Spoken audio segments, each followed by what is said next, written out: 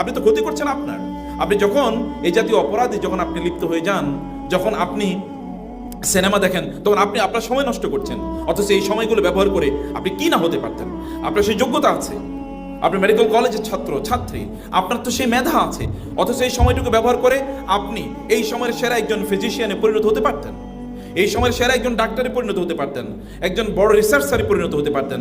আপনি আপনার নিজের সম্মান বাড়াতে পারতেন, আপনি আপনার নিজের মর্যাদাকে বাড়াতে পারতেন, আপনি সমাজের সেবা করতে পারতেন, আপনার পিতামাতার যে স্বপ্ন সেটা আপনি পূরণ করতে পারতেন, এবং আপনি গোটা মানব জাতির জন্য কিছু করতে পারতেন, এবং এর মাধ্যমে আপনি আপনার পরকালকে আপনি নিশ্চিত করতে পারতেন। কিন্তু আপনি করছেন না, কারণ you are wasting your time.